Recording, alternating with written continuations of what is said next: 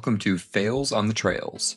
On this podcast, runners share their stories behind their DNF, did not finish, or DFL, dead freaking last, experiences. Our goal? To help you learn from what went wrong in a previous race so that everything can go right in your next race. I'm Justin Smith, proud owner of 13 DNFs, and I'm joined by Lisa Decker, and I have 17 DNFs. And I'm Nicole, and I have 5 DNFs. And together we are your DNF experts. So lace up your running shoes and come along for the ride as we unpack the stories, mistakes, and lessons learned from the fails on the trails. Well, welcome to Fails on the Trails, and today we have our first official guest. Yay! And he is joining us from California. And I'm going to brag on you a little bit because I was creeping on your ultra sign up to kind of get a little more info on you. And Jenny is an amazing ultra runner. She may not think or agree with me, but I consider you an elite runner. I really do. Oh, no. Most of your results are like top 5 finishing, and you've had a couple of wins. And the most recent one I want to brag about is that 24-hour race that you just did, where not only were you the overall winner, you set the course record and you smashed your 100-mile record or PR. So that was kind of exciting. Yes. that was so much fun to watch. And then you have a really big race coming up soon. Did you want to share about that?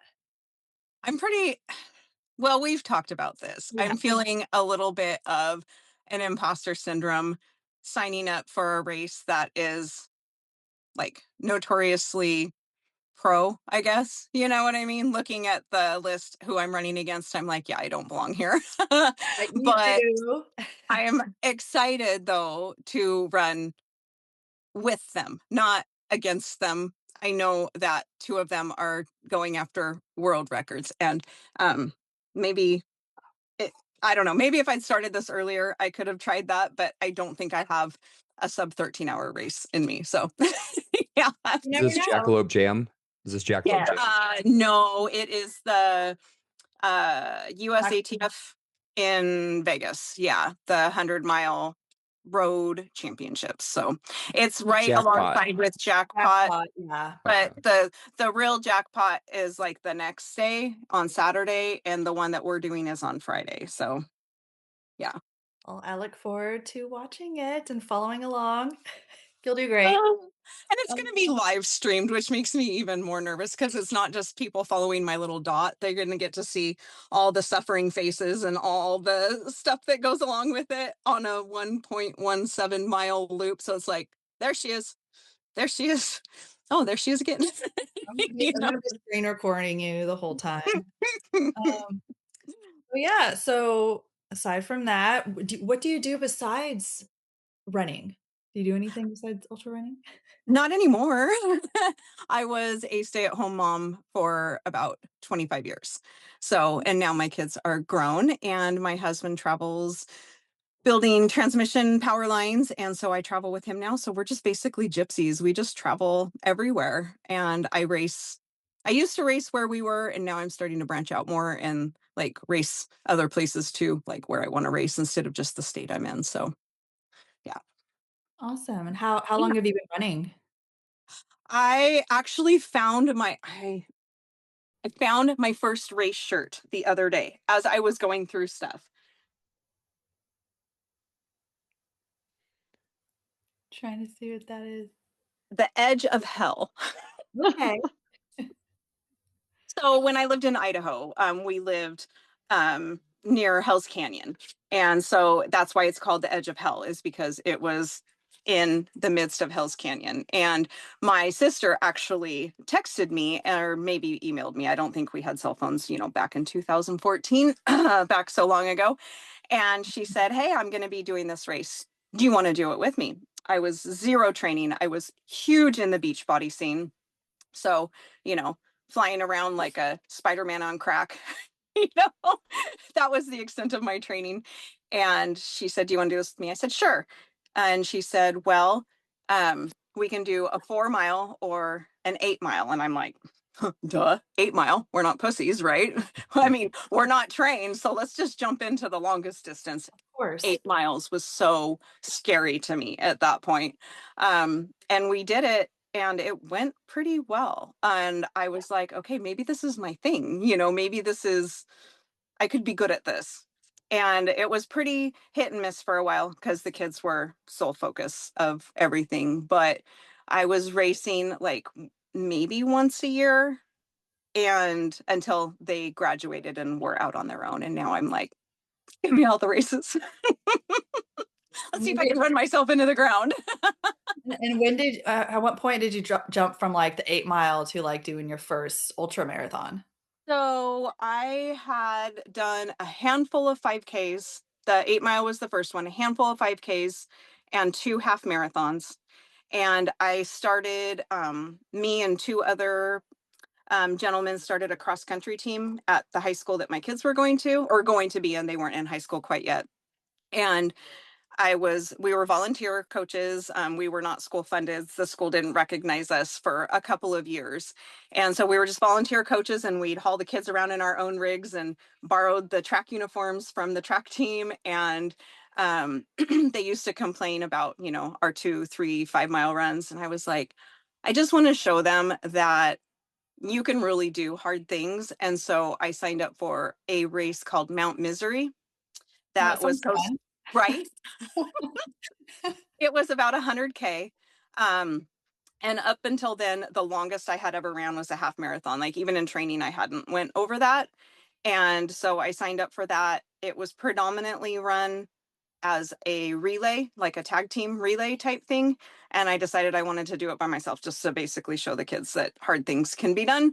Even when you're an old lady at that point, I was like in my late 30s. So, and after that, I did not look back. That was the funnest time. We had to summit Mount Misery and Mount Horrible. So we started in Washington and ended in Oregon, and it was amazing. It was really, really cool. Both of my sisters came and were my crew. We had no clue what we were doing, and I made it from point A to point B. So success. For that 100K, did your fitness level carry you through, or did you find a wall somewhere in there? Like, at what point were you like, oh, this is how far I can go before this is really hurting? I think because I had not run distance, my fitness carried me, but at the end, I was feeling kind of like maybe I was developing a stress fracture, like on my shin, you know what I mean? And it wasn't necessarily that I hit a wall because I had no clue what I was doing. I was running and eating and, I really didn't know what I was doing. I think I had like power bars, the really gross, you hold them up and they kind of fall over, just that nasty, texture. And I had those and like Fig Newtons, some bananas, and some water. I mean, it was just, and I think Red Bull. I mean, it was so unprepared. And but after that, I think I hit another maybe like a 50K the next year and then a 50 miler the next year. So I wasn't really jumping into the ultra distance competitively. I loved it, but I didn't have the training to back it. So everything that I jumped in, I feel like it was just kind of like on a wing and a prayer, hoping that I would get to the end. And actually, Rocky Raccoon was the first one that I feel like I didn't necessarily train appropriately for, but I trained harder than I had previous DNFs, you know? So it's been an eye-opener what actual really like training to get my body where it needs to be to where I can perform race after race after race instead of just one random race here and there a year. So yeah. What was your biggest change whenever you went from kind of winging it and just having fitness to really training for it? Was it more time, or was there certain things that you really had to change from your day-to-day life to get ready for the Rocky Raccoon? I feel like, so the first Rocky Raccoon, I was still kind of just running more, Mhm. but still kind of guessing at I was just running miles. I wasn't necessarily didn't have a training plan or anything like that. And I don't feel like that was what led to my DNF. My DNF was just super bad fucking luck.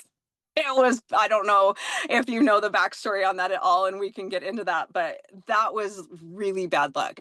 I had 2 DNFs leading up to that were 100-miler attempts that I feel like the first one was a lack of understanding that mileage. I thought that because I could run a half marathon in an hour and a half, that it was super realistic to just think I could do 24, like a sub 2400.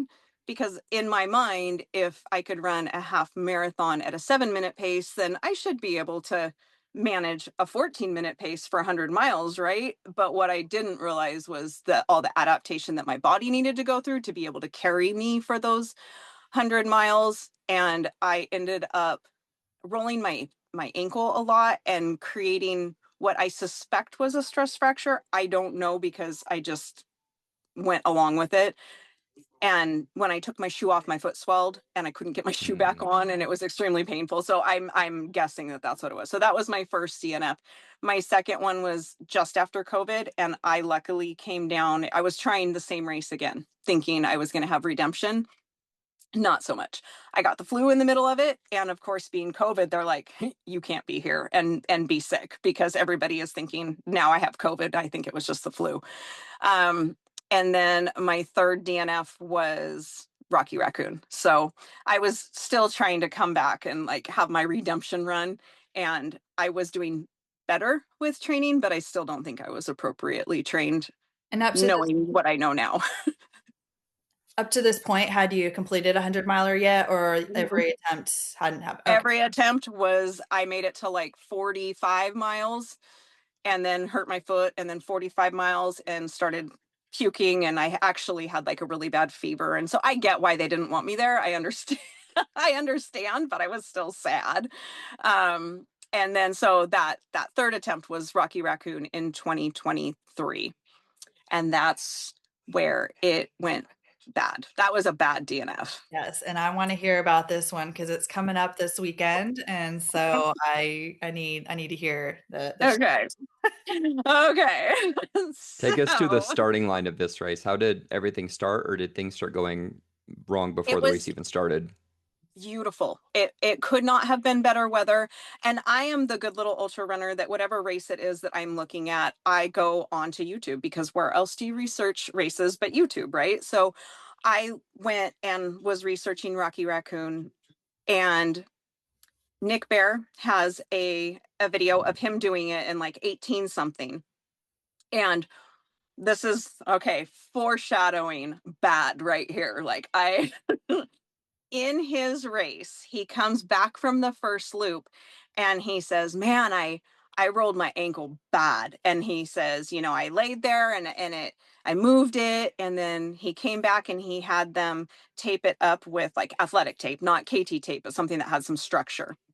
And he finished in like 1850 something. And I'm like, okay, yeah, I've got this, this in my brain. I've watched him do this race now, like probably 10 times before I did it. So I had a good idea of the footing. I had a good idea of all the things. And it was a beautiful day. I mean, it was prime. And I was like, okay, not only am I going to get my 100-mile race, I'm going to get a sub 24. Like, I can do this shit. I'm so excited. We rented a VRBO. My husband took all this time off work. We drove from Ozona. At that point, we were living in Ozona, Texas. Drove the 6 some hours to Huntsville. And I was just so excited. It was so exciting that I was going to finally do it. And we got there. He dropped me off with all my stuff. The wolf pack, the Cypress wolf pack, had kind of adopted me, and I had met Karen through social media. And so I had a place to stash my stuff, and the race started. And 2 miles in, you're in that horrible conga line, right? And I was scared to be up front because I didn't want to be pushed faster than I thought I could go. So I was trying to be mindful of, slow. So I was had positioned myself towards the back. So yes, horrible conga line. And 2 miles in, I rolled my ankle and I heard a pop. And I was like, well, that sucks. So at the first aid station, where I actually met Ben and Liz for the first time, and Achilles was there and Poppy was there. And I sat down on a cooler and I took off my shoe, and it looked like a softball underneath my ankle, like my ankle bone. And I was like, oh crap, because I have done this before back in 2006. And so I thought, okay, this is going to change my race in the aspect that it's going to hurt a lot more than it should hurt. I mean, ultras hurt, and I won't have my sub 24, but I'm like, I can do this. I can just go slow on a sprained ankle, right? And if I can get back to the main aid station, because I learned from Nick Bear, you put that hard tape on and you can finish.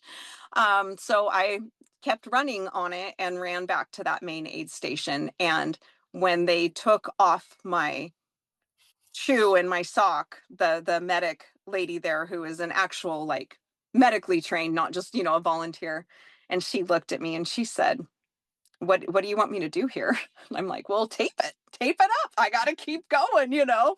And she's just like, I don't think that that's a good idea.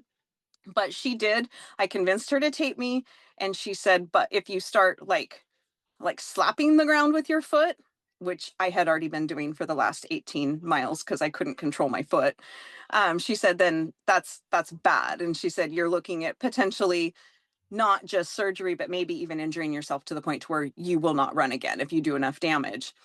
And so she wrapped me up and off I went, and I made it like 2 more miles. And the compression of that tape with zero give was a pain that I have never felt in my life. I mean, natural childbirth. Yes, I did it. I've done all the things. That was next level pain. And so I turned around, hanging my head, and went back to the start, turned in my tracker. I was like, there's no way that I can do 80 more miles on this leg. Like, there's just no way. So that was the end of my first Rocky Raccoon. And we went back home. And for another 10 days, I refused to believe that I was injured. And I continued walking my dogs and doing all the things, and finally caved and went to the doctor and got a x-ray done. And sure enough, it was a severe fracture that I had then inflamed even worse because I continued running on it after I did it. And so I ended up in a boot for 3 months instead of 6 weeks. And that was my first Rocky Raccoon. So, What I love about this sport is you fractured your ankle at mile 2 and then yes. did 16 more miles. And we're just like, yeah, that sounds right. Just Yeah. finish the loop, finish the 18-mile loop and get back. Yeah. And when I did Rocky, I was expecting rocks. I'm from Oklahoma, and I just said, well, it's called Rocky Raccoon, so maybe I'll do some. Exactly. But it's roots everywhere. Oh, man. And for me, the roots would just reach up and grab my foot, and I would face plant so many times and just be so frustrated. Do you remember whenever you did fracture it, was it rolling on a root or was it It was just a root. it was a root? Yep. Oh my goodness. Yep.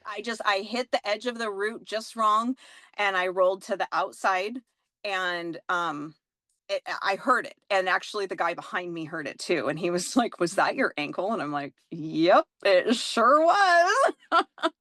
So it was so disappointing. And what made it even worse was, I guess there was a group of the kind of regulars that frequent those races that were talking about me, and it got back to me where they were like, if it was too hard, she could have just said. She didn't have to feign an injury. And I'm like, dude, like, I broke my leg. This was not me not wanting to do it. I like sobbed all the way back. I was so sad because I just felt like it wasn't just me that gave up time. It was my husband as well. Like, he took time off work. We spent all the money for the VRBO, and I just felt so guilty, right? I felt guilty that I rolled my ankle. How stupid is that? Like, I did it on purpose. I did.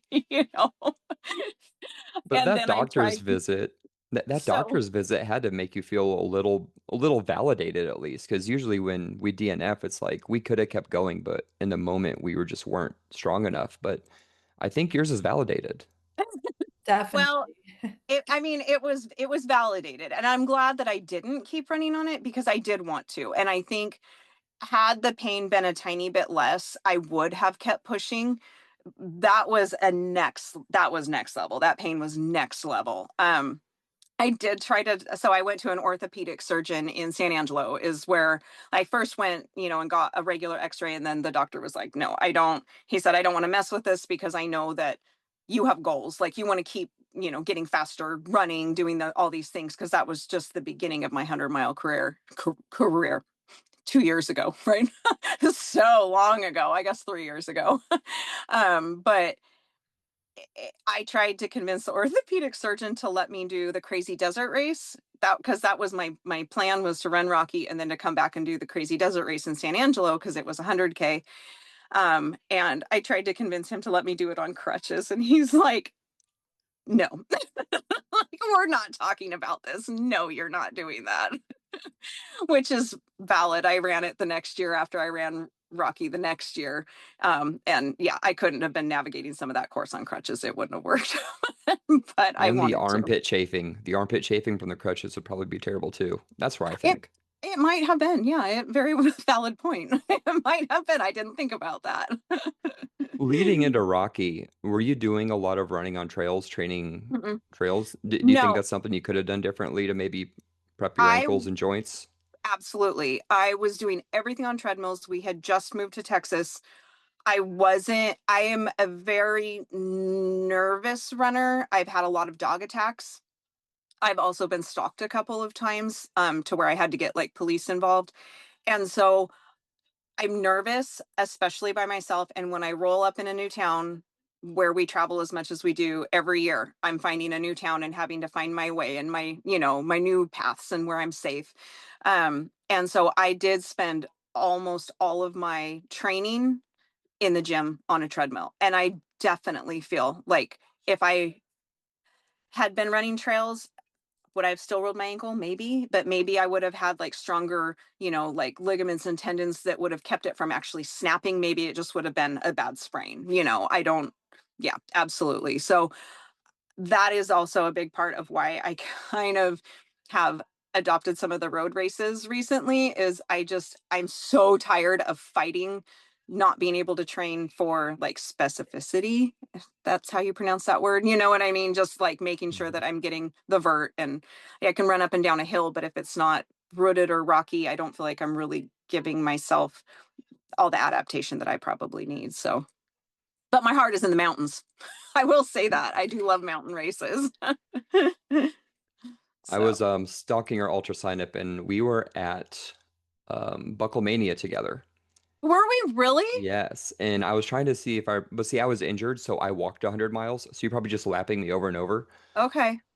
I But feel like I talked that everybody's ear off there, and I don't remember talking your ear off. So I'm you sorry. probably did. But it was that pavement beat me up so much because I'm the opposite. I'm a trail snob. I go out and I do these sandy trails that are nice and Mhm. soft, and I went and did that. And I had to power hike the whole thing because I was injured, and my feet were so swollen and beat up and tore up. So I think it goes both ways. You really got to That try was to train for your terrain. that was a rough one. That for me, that was 2 weeks after I did Viper 200, and so I I, I came out of Viper somewhat unscathed, especially that was a very flooded race. We had dealt with all the tornadoes and the flash flooding and all that stuff. And so um, I was surprised at the condition of my feet after that, how good they looked. They looked fantastic. Mm. I ended up with some trench foot and some like foot peeling and stuff like that, but I wasn't covered in blisters like I would have expected having that much water. Um, and so, but then rolling into Bucklemania 2 weeks later, I feel like there was some deep blisters that then decided to manifest during that race, because it was probably a little too much too soon. But isn't that what we do? Too much I too was just soon. gonna say, I loved how we just normalized running 200 miles and doing a 100 miler 2 weeks after. That's Yeah, I was like, yeah, why wouldn't I? Yeah. So How taking hard? us back to Rocky. Have you gone back to Rocky since the I did. how did that go? I went the following year, the mud year, when everything flooded. And so funny thing is I did on the Mattahay in 2019, I think. They had, I think it was just called the Mattahay, I can't remember, in North Dakota, out of Medora, North Dakota. And I specifically picked the distance that I did because all the other longer distances talked about crossing a river and water crossings. And I'm like, I do not want wet feet. I don't want to deal with that. And ironically, I think I ended up crossing like seven water crossings that I was not prepared for. And so I did not bring dry socks. I didn't bring any other shoes. I was completely on my own. And that gave me like PTSD for water crossings. My feet were trashed because when I would go down in the water, it was really sludgy. So it would like go down in my shoes and fill it with all the silt and stuff that then was just tearing at my heels and everything. So I have stayed away from wet races ever since then. And then Rocky in 2024 was 100 miles of wet feet. I gave up changing shoes and socks because I was like, why? I would change them and within a mile, I would be completely soaked again. I mean, there was a point where I was crossing water that was up to my butt cheeks, you know? And I was just like, at Rocky Raccoon, that's not what you expect. But I do feel like that race, being as wet as it was, just made me get over it. And so then when Viper flooded, I was like, not a big deal. I've done this. I did Rocky. I'm cool. You know? So that was it. That was a wet year. And I tell you what, when Rocky is wet, you have every kind of mud that they make on the universe is on that course. Everyone. The clay, sucky mud, the step and lose your shoe mud, the slippery mud, the all of it. There's such a vast different amount of footing on that course that it's like you got all of it.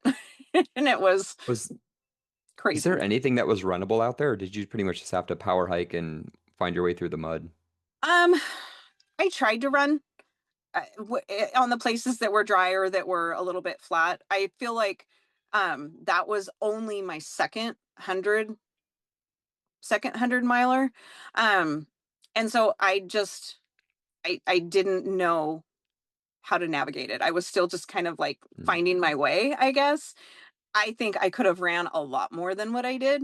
I think my finish time was just over 26 hours on that muddy course.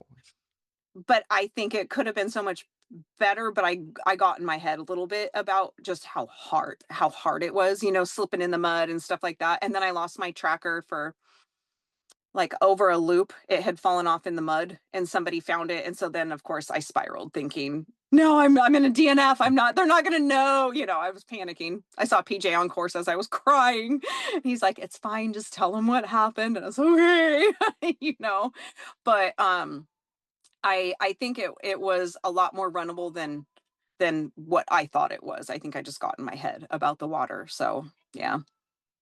I can't imagine you were surrounded by a bunch of happy, cheery people because the DNF rate was so high and it seemed so miserable. But I'm sure your mindset was so different because of what happened the year before. There was no way I was not going to finish that race. I was like, and what was actually funny is I had some friends that came in from Tennessee. And in the beginning, I was like, man, if I can make it 21 miles in this race, then I have PR'd because my last race, I made it back to the start, which was 20 miles. And I was so excited. So every mile after that 20-mile mark, I was just like, I'm a winner. This is so wonderful. I'm still going. So yeah, it was fun. I love that race. I would like to go back and do it again. I would like to do it enough times to get I think they have the 500-mile buckle, right? I think so. Yeah. Yeah. I just love that race. I don't know. And it might feel different now without Ben and Liz there because I feel like they were such a light in that. Probably my favorite aid station was their aid station both years, even when I did break myself, because the first time I had Achilles feeling sorry for me. And then, the second time it was fun because I knew who they were at that point. And so I forced them to be my friends after that. Kind of like you. I'm like, no, I like you. You're going to be my friend. And I'm just going to stalk you until you accept me. I got my friendship bracelet on too. Me too, babe. Me too. Oh, No, we're dorks. One of the reasons why we really wanted to have you on so quickly with Rocky coming up is Lisa's running Rocky I know. Yeah. in a few days. So My vision of this is I can edit this thing and pump it out to where people are going to be driving to Rocky listening to this episode. So do you have any Right. advice for the runners that are running Rocky for the first time or anyone coming out to the course right now?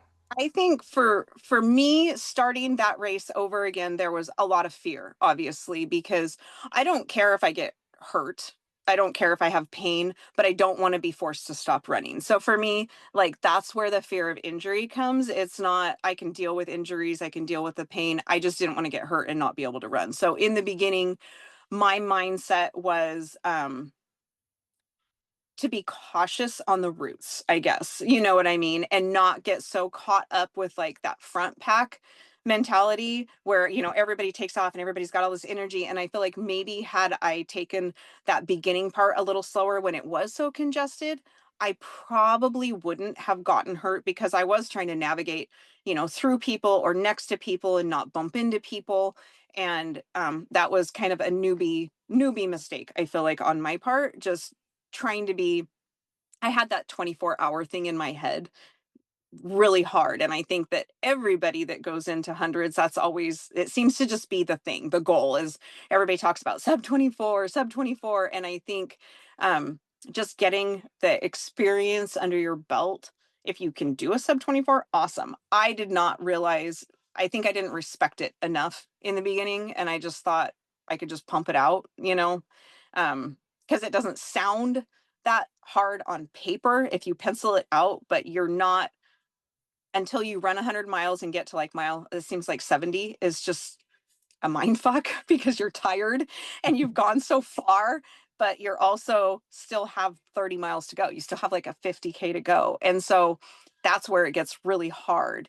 And I think I just didn't give it enough respect in the beginning. I wish I would have just more respected the miles and the trail instead of having, and like ran the mile I was in instead of having that the finish line was just all I thought about the whole time. And I don't think that's the right way to run it. I don't know. That's just me. But yes, the roots, be careful of the roots. I would say that's my big thing. What should runners put in their drop bag specifically for Rocky? It sounds like maybe some stretchy athletic tape for when they do roll their ankle. I did have some KT tape in my pack that I did put on just as support. I think had it just been a rolled ankle, that would have been sufficient. Yeah. But where it was actually, you know, bone damage, not just ligament damage. That there was nothing I could do for that. It was ugly. I mean, I've never seen my leg that size or that color. Like by the time I actually got back to our VRBO and put my leg up, I was like, that's not pretty. That's bad. You mentioned you were in a boot for 3 months. Like, how much longer, like, did you take time easing back into running after you got out of the boot, or you just went right Well, back? I wouldn't say I went like that fast. I was cautious and I did build back up, but I I got cleared to start running in May, I believe it was the beginning of May after that. So, you know, February to May, I was in the boot. And then I did get cleared to start running again, but I was told to be very cautious. And then my first race was that June. I started racing with the Texas Outlaw Running because they had a night trail series, and I am terrified of the dark. And I just felt like I needed some more nighttime experience running, but I didn't want to do it by myself. And so I hooked up with that crew and did all of their trail series, which of course in Texas in, you know, the heat of summer, a lot of it was still over 100 degrees at night when we were running. But I did a 50K at the Guadalupe State Park that was very rocky. It made me very nervous because he told me that I really wasn't 100% healed. And if I rolled my ankle again, it would most likely break again because it just wasn't fully healed. So that was a little bit scary, but I made it through that one.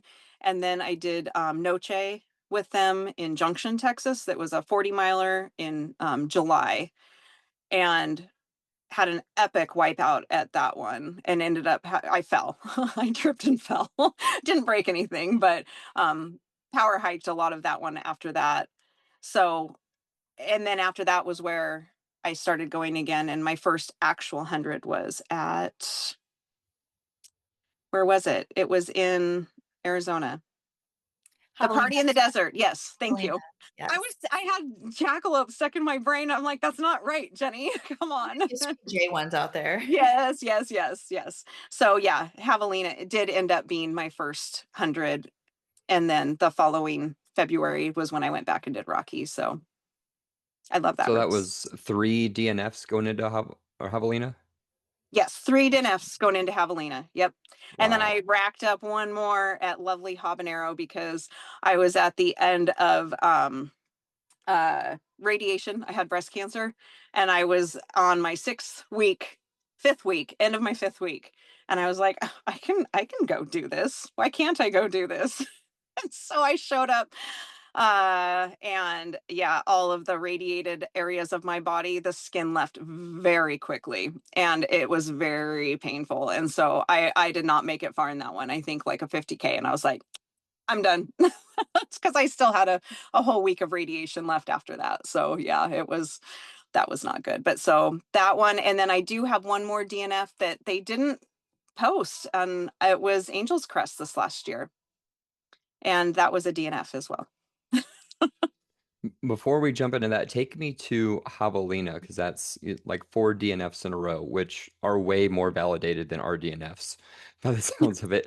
So, what was that like then at Javelina, finally getting that monkey off your Getting back and to get across the finish line?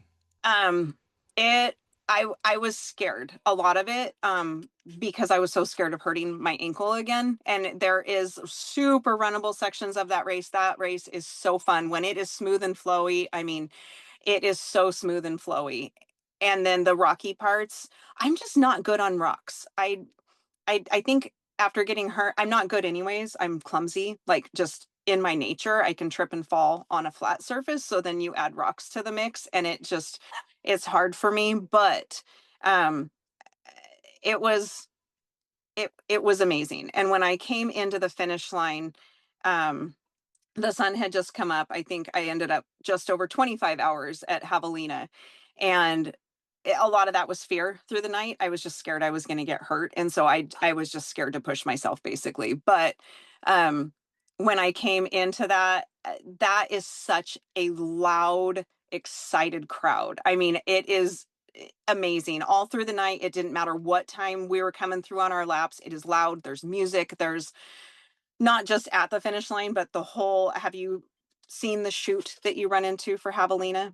It's long. Like you encircle the whole thing. And so there's just people everywhere, and everybody's cheering and clapping. And I got so emotional, and like I had just this huge grin plastered on my face. And everybody's like, look at her smile. And I'm like, you know, yeah. So that was amazing. It just felt like finally I had maybe not figured it out, but I had at least started it and finished it. And it still took a while to get, the confidence. I feel like that wasn't like just magical. All of a sudden I was like, yeah, I can do anything. No, I was still definitely very much in my head, but it was a good feeling, a very good feeling. So yeah. Yeah, there's a lot of runners that will DNF a 100 miler and then just be like, well, it's not for me, and Right. turn away. So to have that to where you DNF 4 and then went through cancer and there's like so relentless. I think there's a lot to learn from I that. just it was important to me, I think, was the reason. Mhm. You know what I mean? And I also feel like when we are racing a lot, like a lot of people will do, 1 or 2 races a year. And so I feel like their DNFs are maybe more soul crushing to them. But when you're doing it over and over and over, I just feel like our percentage, our chances of a DNF, of something going wrong, is higher. But I also don't love every DNF. That's the wrong word. I don't love my DNFs, but I took things from them and learned from them. And it was like, okay, so obviously I need to train more, or I need to do this different.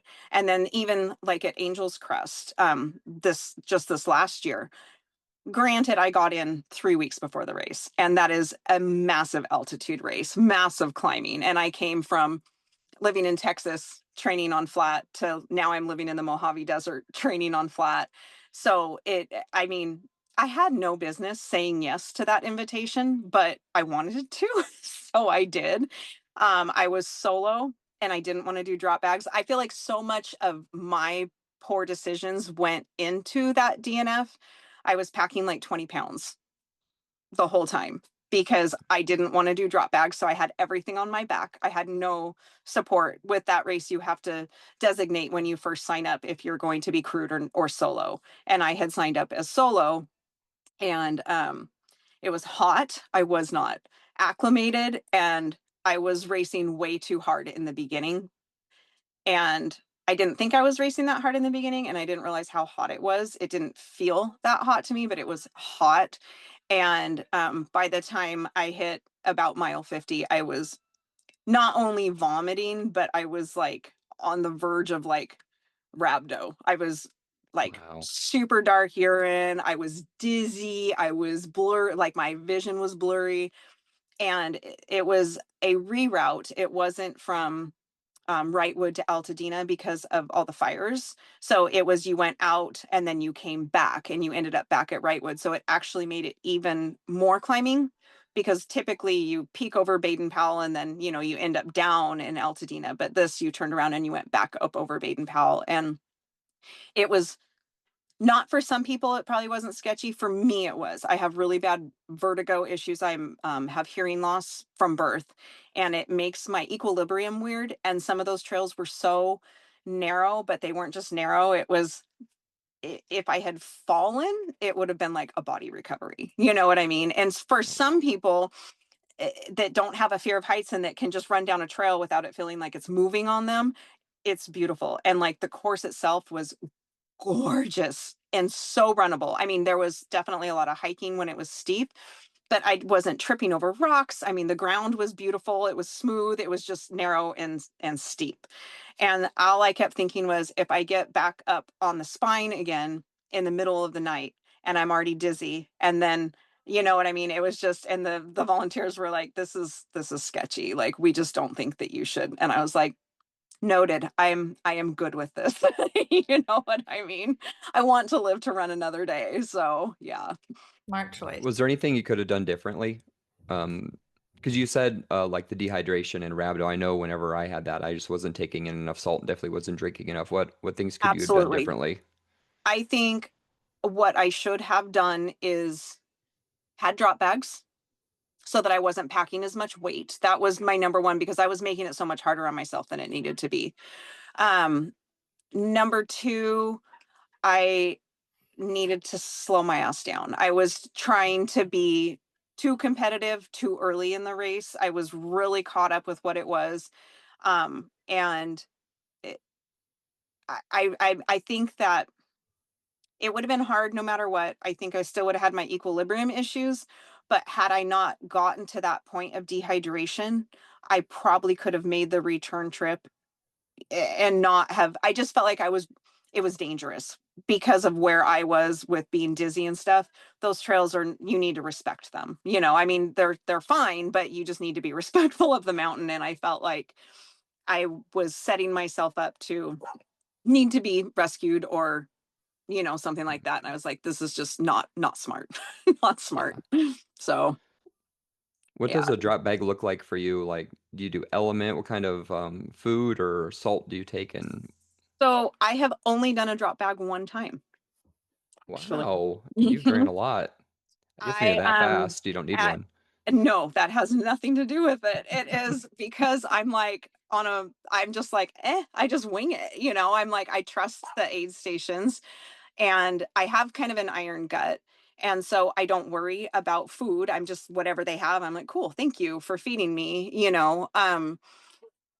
At Copper Kings in Montana, because of the remoteness, and there was just a couple places where I knew I was going to need to change clothes because we were going from decent temperatures to very, very cold temperatures. So obviously I was going to need clothes through the night and stuff. And so that was my really big reason for having drop bags was clothing. I get cold really easy, and I am a miserable, grumpy girl if I'm cold. I don't like the cold.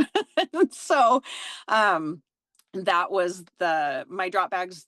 I don't think I even put food in them. I don't think so. I think I've only had just clothing in them. So yeah, that was a new experience for me, even needing drop bags. So because like Rocky Raccoon, right, you're doing 20 loops. So the worst case scenario is you could get back to your vehicle at 20 miles. And so I, had clothes in my rig and stuff at Rocky Raccoon, but I didn't have actual planned drop bags. I'm getting a little bit better about being speedy. As far as like knowing what I need coming into an aid station and just getting it and going and not visiting, and I get a little chatty sometimes. It's very easy to do. I do the same thing. So I've been Yeah. and just get in and out, refill water, don't talk to anybody, and just go. At Bountiful, that was the first time that I feel like I have really navigated that kind of stuff really well. And that wasn't me, that was my crew. Like that was 100%. I did not give any kind of instructions. I don't know how he knew what to do the way he did. It was my best friend from high school, who I had not seen in 30 years, just happened to be in the neighborhood and decided she was going to come crew me and brought her husband. And I don't know where that boy learned how to crew, but I felt like when you watch the elite come in on like at Western States and they just have this pit crew around them and they don't do anything and they're just sent on their way, like that's how it was. It was amazing. I didn't have to take one extra step that I didn't need to take. He would meet me out in the middle of the path that went by my truck, and he would exchange bottles. I mean, I didn't even have to walk over to my truck. It was blowing my mind, and it made it so that I could not think. It was wonderful. My only job was just to run, and they took care of everything else, and it was fantastic. And they are actually coming to Jackpot with me. Awesome. Mm-hmm. Exciting. Yes, they live in Flagstaff, so it's not a super far drive for them. So they're coming for that. So yeah. Now, I know this is fails on the trails, but I do want to jump into your mindset for jackpot because it's something that I will never do. Try to run fast for a long time because I just like to, me and Lisa just go from aid station to aid station. Nicole do aid station, eat all the food. So going into jackpot, are you mostly just going to go off pace? You're going to try to chase the Terrified. person down in front of you. What is the kind of mindset? Okay, so what I really my main goal, which is scary for me to put goals out there because I feel like then if I don't achieve the goal, I've failed, right? So I'm gonna just be brave and I'm gonna put it out there. So my goal is I would like to get into the 16s. I feel like at Bountiful, that was about 5,000 feet of elevation gain, which obviously on 100 is not aggressive. It's, that's a gentle 100. At Bountiful, it was a 24-hour, and I was wanting to get the course record. And so I pushed the first 100. I'm not saying I didn't, but I feel like there was a lot of things I could have done faster and I could have pushed harder. I was really being careful about staying in like zone 1 with my heart rate. And I am going to be a little bit braver at this next one and run maybe a little bit more to zone 2. In the middle. I want to stay in zone 1 as much as I can. And I really do want to get into the 16s. I feel like even a 16:59, I'd be thrilled because I never even thought I would break 20. And so that's like my goal. But I also know that the other girls that are there are shooting for like 12s and 13s. And that's just not in my wheelhouse right now. And so if I can PR, I'll be thrilled. I'll be really happy. What is your current PR? Because the listeners are wondering. 17:55. That's insane. And that was at Bountiful. Yeah. But then I had to keep going after that. So because that was the 24-hour, and I hit 115 just before hour 23, and I was just kind of over it. I was really cold, and so I stopped. And now I'm kicking myself and wishing that I had just pushed because I don't know. I feel like I kind of pussed out a little bit, I guess. I don't know. Anyway, yeah. Yeah, if you hit your A goal and you PR, it's kind of hard to be like, keep on pushing. But now you definitely know your potential and know that you do have more that you can do. So Right. And so that's like exciting and scary at the same time, because I feel like the only way to go after a PR, like a hard PR like that, where you already are confident in the distance, and so now it's time to start like changing it up, trying new things, like being fast. And but the only way to really do that is to kind of be a little bit brave, like even from the jump, instead of being cautious and making sure that you can run hard at the end. There's a chance for failure, I guess, if you push that hard from the beginning, and so that's a little bit nerve-wracking. It is scary, but it's exciting too, so I'm excited. It is exciting. Yeah. And I'm excited to see you do Rocky. I actually low-key tried to sneak in to that one. Oh, there's spots open. Well, yeah, but now I can't because I got this other thing I gotta do in a few weeks. You gotta come out to face me. Yes. So no, I'm excited. I'm jealous because that is a race that I genuinely love. And I think those first ones always just have like this special spot in your heart, regardless of how they go. It's like, I don't know, just, those first ones, they're always very meaningful. So yeah. It'll be fun. Lisa, have you been on the Rocky course before?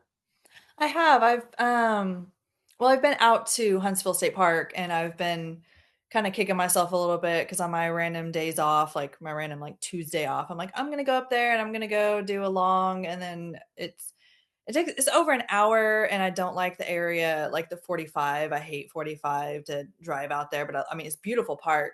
But I have Right. been out there with friends and we'll go and hike around, and haven't really done much running on the trails there, so I'm a little, I mean, the roots are what have been I've been terrified.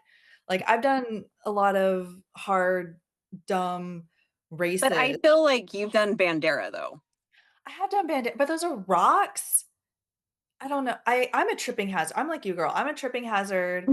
I kick everything, so I'm already kind of thinking of my strategy of just maybe power hiking over the routes, even though I do bust, eat shit when I'm just power hiking a lot. But any of the good runnable sections just kind of make up my Yeah. those. So that's kind of the strategy I've been playing around. I genuinely feel like with Rocky, like the beginning,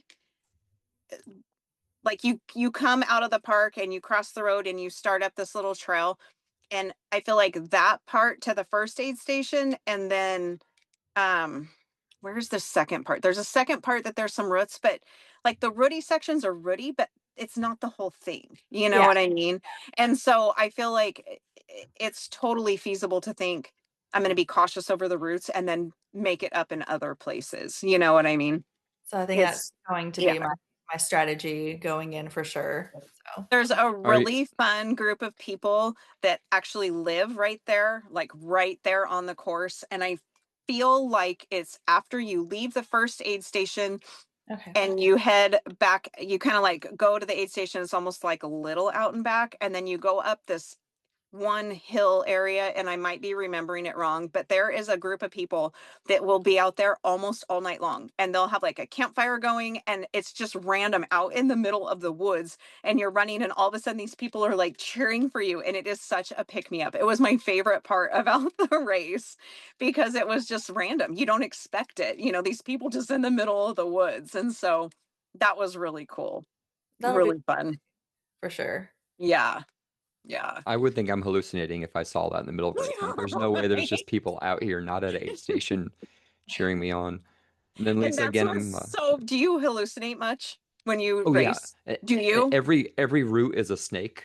Oh, yeah. I see people and I see like buildings. It's just the shadows of the trees. But I'm Mhm. always like, how is there a building in the middle of the woods? I had not hallucinated until I did Viper 200. That was my first hallucination. And I feel like now almost every race I do, there's some sort of hallucination. And I don't know if it's like my brain is finally just allowing it to happen, or maybe I'm paying more attention around me instead of at my feet now. So I'm seeing things that I wouldn't have normally seen. At Bountiful, when you went past, like you went up that little paved hill, the one hill on the whole course, there was that paved hill, and then you turned and you came back past kind of like a little park before you crossed that bridge. And I shit you not, Pennywise the clown, the new version, not the old version, was standing in the middle of that playground watching me and just turning, like his whole body was just turning, following me. And the next morning I was waiting to see, like, what is it that I turned into Pennywise the clown? There was nothing there. It wasn't a water yeah, it was. Yeah, that freaked me out. I was like, maybe it really was him. Maybe. But yeah, it's crazy. I feel like now I'm hallucinate all the time. For Viper, was there a sleep plan, or did the sleep plan you? How did that work? I tried to sleep in the middle of the night.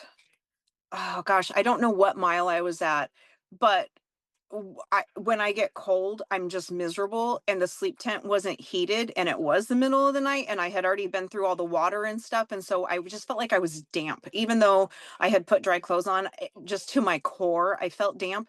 And I laid on that cot for an hour and tried to sleep, and I could not sleep. And finally, I was getting annoyed because I'm like, well, now I've laid here for an hour and I've just wasted an hour. So that's dumb. So I didn't sleep until mile 153, and I was getting kind of crabby. And Gibson, she's actually an ultra coach, and she's a fantastic ultra runner, but she was volunteering there. And she's like, I think maybe you need a nap. I was like, okay. So she just put a blanket under a tree for me, because it was the middle of the day and my feet were swelling really bad. And she's like, just lay under this tree, put your feet up. And I kind of dozed. I wouldn't say I really slept. I kind of dozed for about an hour, but that was miraculous. Getting the swelling down in my feet and just getting that kind of little cat nap. That was all I had for the whole race. And that I didn't ever really feel overly sleepy at that race, which was also kind of weird. So I don't know. I mean, our bodies are so unique and every race is different. And so who knows, if I went and did it again, maybe I'd need to sleep 3 times, or, I mean, I don't know, but that was brand new to me, that 200 distance. So I did not have any idea what to expect. And I was just kind of rolling with it. I had watched and listened to podcasts, and I had watched and listened to, YouTube documentaries. And so I had an idea, but I feel like until you put yourself in there, you have no clue how it's going to go. Wow. So, yeah. Usually when we look at people running races, there's a pattern. It's more of like flat and fast, or like someone loves the mountains, but you've done so many different races. So when it comes to choosing your next race, what is it that calls you to that race and goes into that decision? So I have like a spiral bound notebook of all the races that I've come across, whether it's YouTube or maybe my friends have run it. And if it's a race that intrigues me, then I'll go and do more research on it. And then if it's one that is still pulling at my heartstrings, then I'll write it down. And so I have this list. I mean, like Pumpkin Holler I want to do that race so bad. Why? I have no idea. Mines of Spain is one that is just way up there on my bucket list. And there's no rhyme or reason on why I like them. I just like them. But I feel like for a long time I was trying to just, like, I wanted to mountain run. And so I was like, no, I'm a mountain runner. This is what I'm going to do. And I just felt like I was constantly beating my head against a brick wall because I didn't live somewhere where I could appropriately train. So it became frustrating to me. I mean, the races are still beautiful, but it was frustrating because I didn't feel like I was able to train in a way where I could be successful. And so I'm trying to now be a little bit more respectful of where I live and where I can train, and then find races that fit that still light my fire, basically. So that's kind of how I'm awesome. picking them. Yeah. Lisa or Nicole, do you guys have anything else before we jump into lessons learned? I do. It's one that I like to ask everybody. What is the one song or playlist or something that when you're deep in the pain cave that you throw Oh my God. to get you going? It depends on the moment. My playlist is so eclectic. I have the only thing that's not on my playlist is religious music and jazz. Those are the two genres I do not like. Everything else is on my playlist, and it depends on the moment. And what is so funny is sometimes it's like a fire me up song. I love what is that? Popular Monster? Is that the Monster, that was what I was. I love Falling in that one. Reverse. And with the like angry, like the screaming, like, where's your God now? I'm just always like, yeah, you know. But ironically, it could also be like Christopher Cross Sailing, which is what, like a 70s super chill song, where sometimes that will just make me take a breath and like relax my shoulders and like and kind of like get back in the moment and calm down a little bit. So I wouldn't say I have like one specific go-to. No, I lied. Right now I do have one that if it comes on, I lose my shit. It's you're gonna laugh. Okay, are we ready for this? Let's do it. It's a K-pop song. Have you heard Golden? Yes. Yeah. Okay, so my little 1.5-year-old grandson clutches his pearls and sings that and just throws his head back at just the top of his lungs. And I didn't know that that was his favorite song, and it became my favorite song. And so now every time I hear it, it's not only a song that like I just love, but I think of him. And I mean, half the time I'll get like emotional when it comes on. It's absolutely ridiculous. And I'm like, oh my gosh, you're crying over a K-pop song, Jenny? Come on. But I would say if I needed one, like if I could choose the song playing when I finish at Jackpot, that would be it. That would be the one that I want because that's just like, I love that song. So that would be quite fitting if I could somehow finagle that to happen. Yes. Everyone is running to their phone right now to either listen or download that song. Well, then I want some kickback if everybody downloads it. Oh, my dog and her squeaky toy. All right, let's wrap this up with lessons learned. So we're all going to go around, but we will start with our guest, Jenny. Thinking back on all the DNFs, what are the lessons learned that we can pass along to all of our friends out there listening? Respecting the distance is huge. I especially for new runners because it does look and not easy. I hate using that word, but it looks so doable on paper. And then when you're in the throes of it and it gets hard and you're like, what the heck, man, I'm failing at this, but you're not failing at it. And just like giving yourself grace and your body grace, which doesn't mean giving yourself an excuse for an out. It just means, you know, giving yourself grace when it gets hard and not beating yourself up, knowing when you can keep pushing and when it's an actual injury is huge. I'm glad I did not keep pushing that first time because I'm afraid that I would have. I mean, I still have a little niggle in that ankle, and I'm sure it's because I continued running on it after that happened. You know what I mean? But I think that's definitely respecting the distance is huge. Nice. Lisa, do you have any lessons learned? I think just knowing the course and respecting the course as well, and taking your time. Areas. I'm never a front of the pack or even middle of the pack starter. I'm one of those, like, I treat the beginning of a race like a mullet. The party's in the back. That's where I'm going to stay and do my party pace until like the conga line gets away Ends from out. me, and then I do my own thing. So Then Nicole, do you have lessons learned from the podcast? Yes, I think what you said earlier, Justin, really stuck with me. Train for the terrain. I think that's a great idea. And I think that's something that kind of led to my most recent DNF with that crazy trail that was like up and down, super hilly for me. I'm not used to that. And I think maybe if I had done shorter distances on that type of terrain, it would have helped me build up to it more. Yeah, and where you're located definitely plays a part in that because I know Mhm. with me most likely getting into Cocodona, I can't go run the mountains on the weekend because I'm in the middle of Oklahoma. But if you can train on the train, I think that'd definitely be helpful. For me, I was listening. I know you're talking about dehydration and rhabdo, and salt is so important. So if you're signing up for a race and get a little baggy and get salt caps, you should always have salt caps on you at all times. It definitely helps retain the water to where you don't get dehydrated. I wish that was something I would have implemented in my races much earlier. Next, drop bags. I like drop bags because I love bacon and I have bacon jerky. And I know if I go to an aid station, I'm looking forward to it because I can have bacon jerky there. So even if you don't need to utilize the drop bag, it might be good to put something in there to look forward to if you're going through a rough spot and want to get to the aid station. And the last lesson learned for me is pops are bad. If you do something and it pops, that's a really bad thing. And Yes, it is. but I also learned my last lesson is Jenny, you are a badass because you Yes.